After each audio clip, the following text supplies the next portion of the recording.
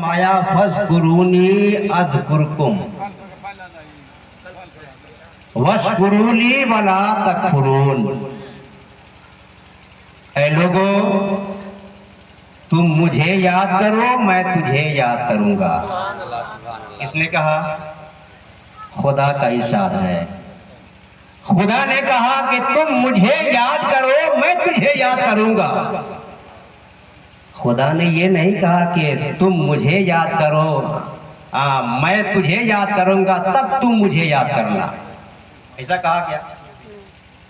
ऐसी तरतीब नहीं है, बल्कि खुदा ने कहा तुम मुझे याद करो, मैं तुझे याद करूंगा।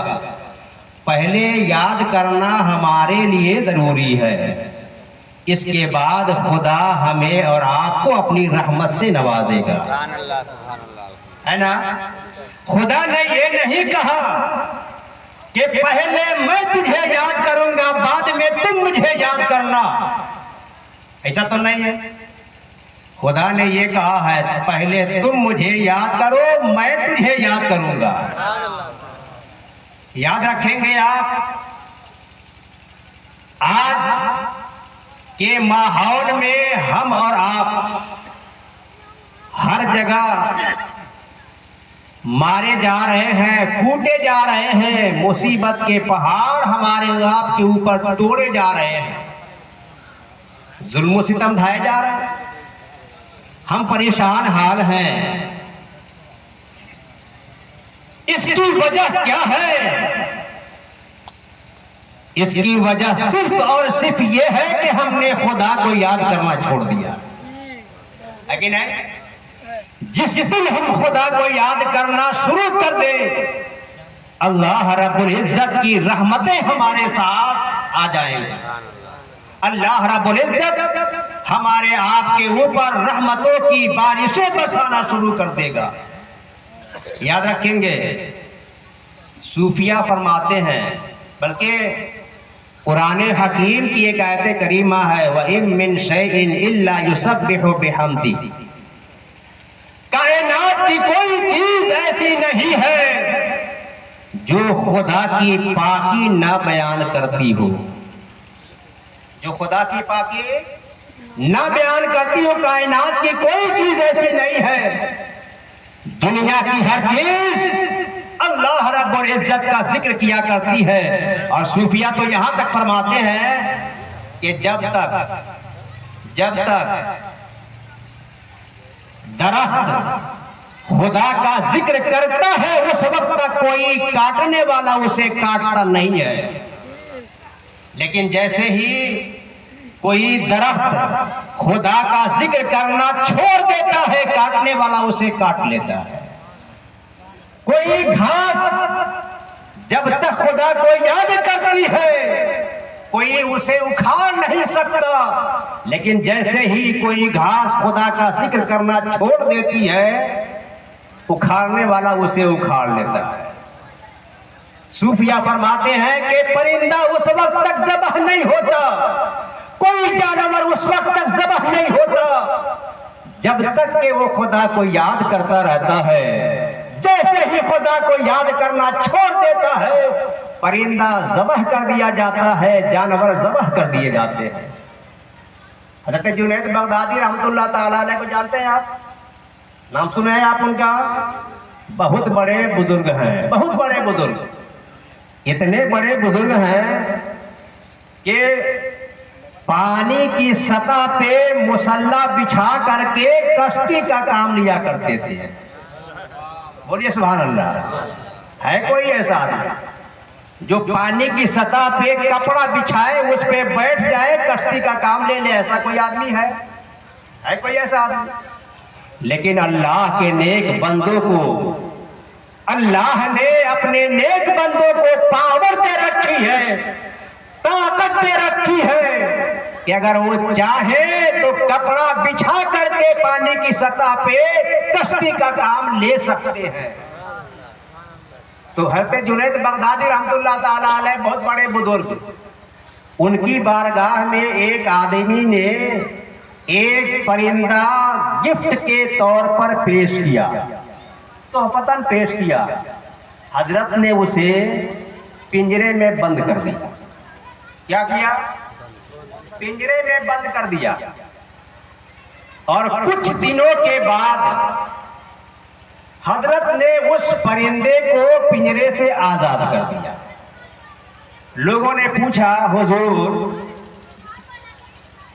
फला आदमी ने बड़ी मोहब्बत से, बड़ी उल्फत से, बड़ी अकीदत से आपको ये परिंदा तोहफा दिया था, आपको गिफ्ट किया था, आपने उसे आजाद क्यों कर दिया? तो हजरत का जवाब सुनिए। हजरत ने इरशाद फरमाया कि सुनो, जब मैंने परिंदे को पिंजरे में बंद किया था तो रोजाना हमसे मन्नत समाजत करता था, गुजारिश करता था कि जुनैद तुम तो अपने दोस्तों से, अपने यारों से मुलाकात कर लेते हो, मजा ले लेते हो मुलाकात का, लेकिन तुमने हमें अपने दोस्तों से दूर रखा है। रोजाना मन्नत समाजत करता था। मुझे एक दिन उस पे तरस आ गया, रहम आ गया, मैंने उसे आजाद कर दिया। लेकिन जब मैंने उसे आजाद किया उस परिंदे को, तो उस परिंदे ने आजाद होने के बाद जब उड़ने लगा वो परिंदा, तो उड़ते वक्त एक जुमला कहा था। और जुमला आप सुनेंगे, बोले सुभान अल्लाह, जोर से बोले सुभान अल्लाह। इस जुमले को आप सुने और इससे इबरत पकड़े। उस परिंदे ने उड़ते वक्त कहा था, जुनैद मैं सिर्फ एक दिन अल्लाह के जिक्र से गाफिल हुआ था, एक दिन अल्लाह के जिक्र से गाफिल हुआ था, जिसके जुर्म में मुझे इतने दिनों तक कैद की मुसीबतें झेलनी पड़ी। हाय उन लोगों का क्या होगा जो हमेशा खुदा को भुलाए बैठे हैं, जो हमेशा खुदा को भुलाए बैठे हैं। आप अंदाजा लगाएं, परिंदा अगर खुदा का जिक्र करना छोड़ दे तो कैद की सोबतों में गिरफ्तार हो जाता है, कैद कर लिया जाता है। तो हम और आप तो अशरफुल मखलूकात है ना, अशरफुल मखलूकात हैं। सारी मखलूकात में सबसे अगर बाइज्जत खुदा ने किसी को बनाया है तो हजरत इंसान है, हजरत इंसान है। अगर ये खुदा को याद ना करे और फिर मुसीबतों में गिरफ्तार हो तो ये कौन सी बड़ी बात है कि नहीं? इसलिए मैंने कहा कि अगर हम बर्बाद हो रहे हैं, पीटे जा रहे हैं, हमारे ऊपर जुल्म सितम के पहाड़ ढाए जा रहे हैं, तो ये सिर्फ और सिर्फ इसकी वजह क्या है? अल्लाह के जिक्र से हम गाफिल हो चुके हैं, है कि नहीं? याद रखेंगे आप। आगे अल्लाह रब्बुल इज्जत ने इरशाद फरमाया, फज़कुरूनी अज़कुरकुम वश्कुरूली वला तकफुरून। तुम मुझे याद करो, मैं तुझे याद करूंगा, और तुम मेरा शुक्रिया अदा करो, तुम मेरा शुक्रिया अदा करो, मेरी नाशुक्री मत करो। खुदा ने हुक्म दिया किस चीज का? शुक्रिया अदा करो, मेरी नाशुक्री मत करो।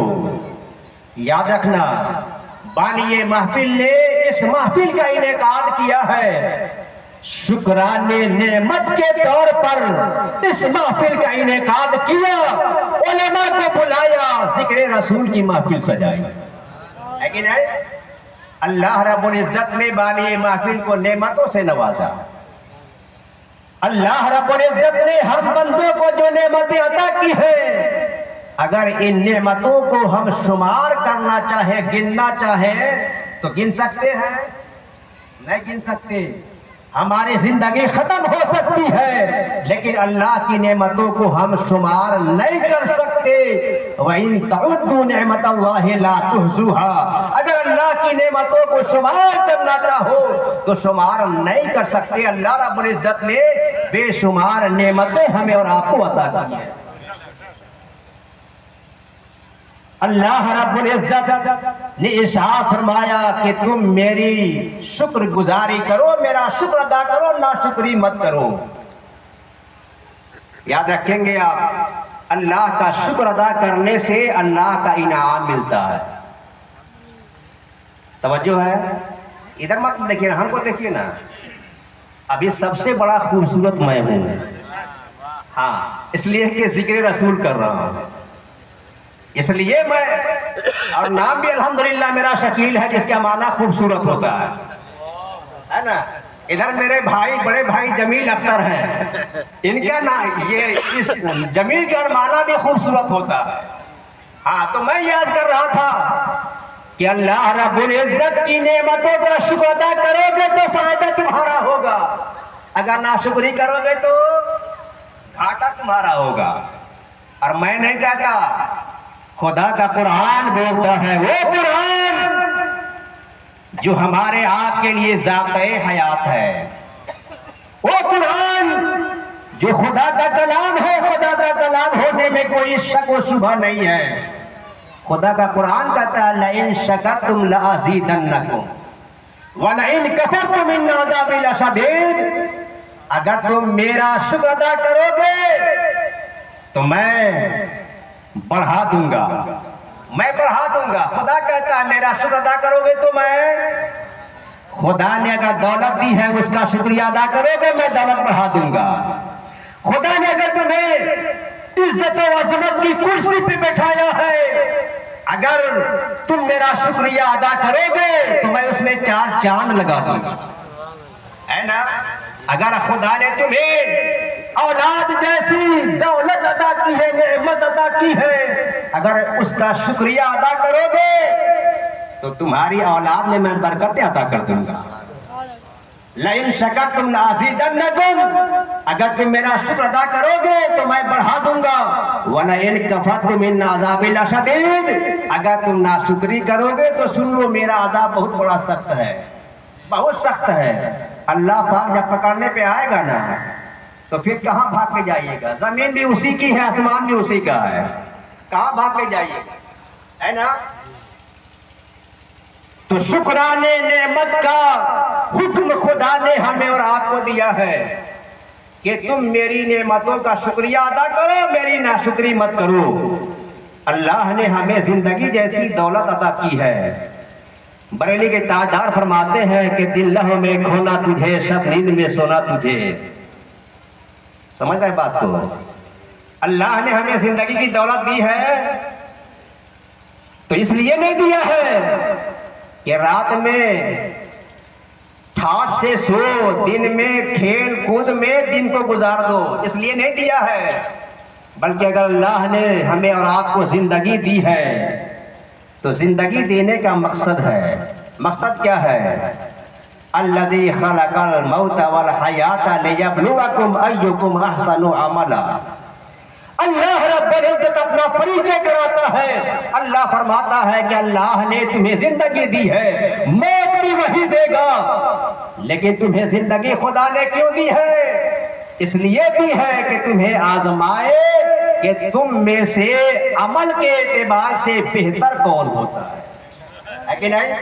तो बेहतर अमल करने के लिए खुदा ने हमें और आपको इस दुनिया में पैदा किया है, जिंदगी जैसी दौलत अता की है। और फिर जैसे ही हमारी जिंदगी खत्म हो जाएगी, अल्लाह रब्बुल इज्जत मौत के फरिश्ता को भेजेगा, हमें मौत आ जाएगी, है कि नहीं।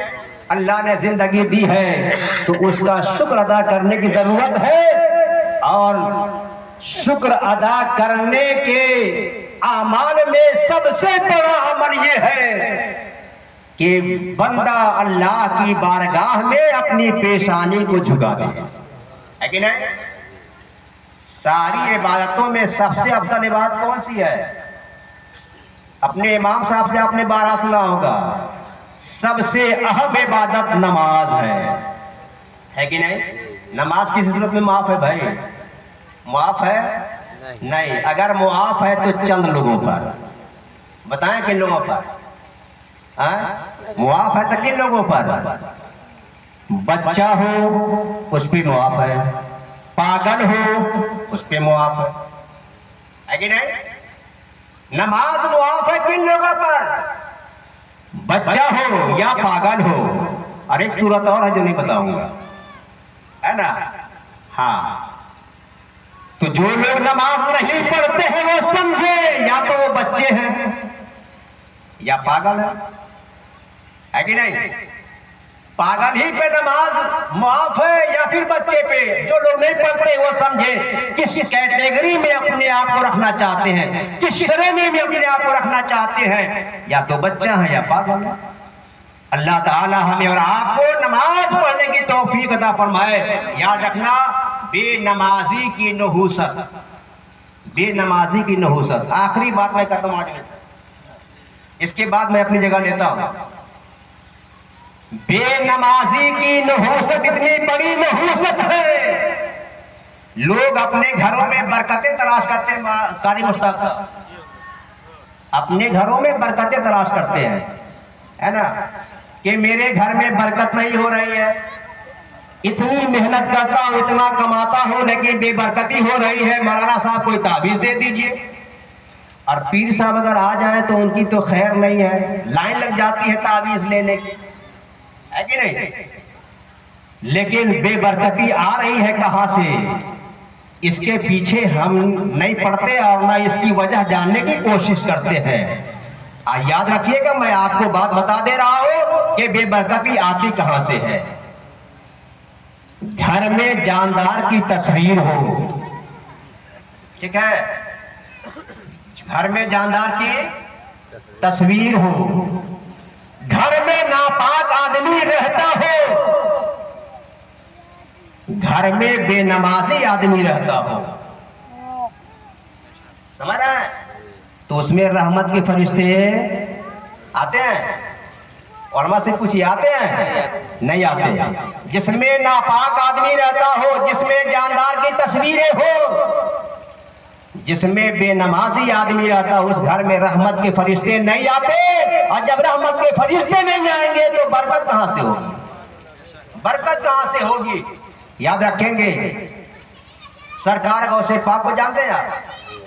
हाँ, सरकार गौसे पाक का मुर्गा तो बहुत खाते हैं हम लोग खाते हैं ना।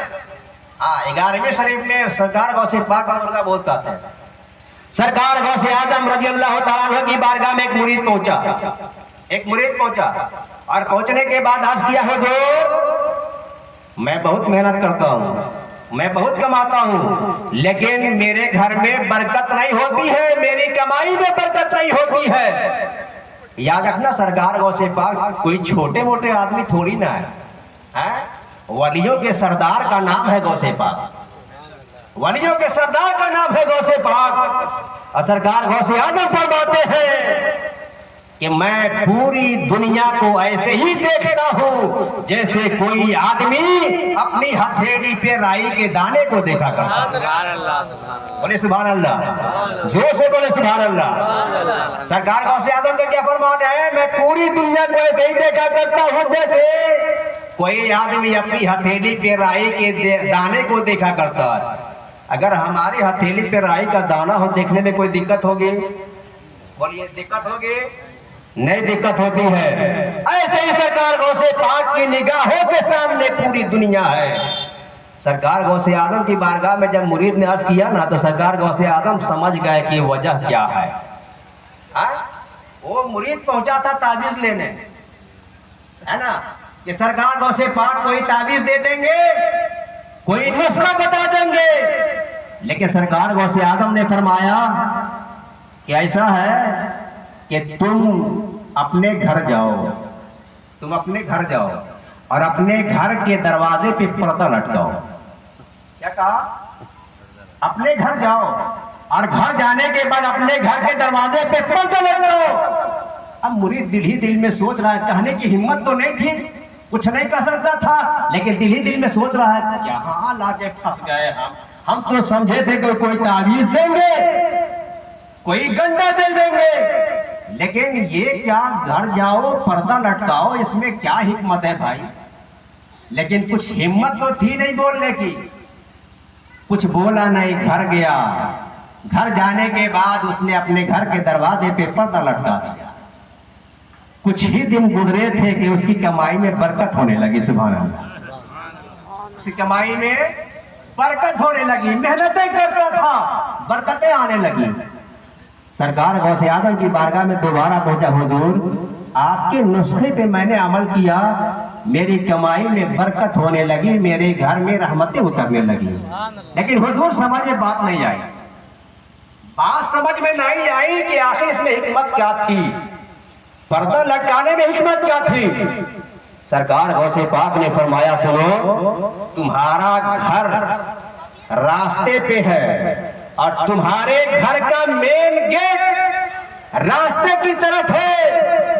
जब रास्ते से बेनमाजी का गुजर होता था, बेनमाजी की नजरें तुम्हारे घरों में पड़ा करती थी, उसकी नजरों की नहूसत की बुनियाद पर तुम कमाते थे, मेहनतें करते थे, लेकिन तुम्हारे घर में बरकत नहीं होती थी। लेकिन जब तुमने घर में पर्दा लटका दिया, अब तुम्हारे घर में बेनमाजियों की नजरें नहीं पड़ती है, जिसकी बुनियाद पर तुम्हारे घरों में बरकतें होना शुरू हो गई।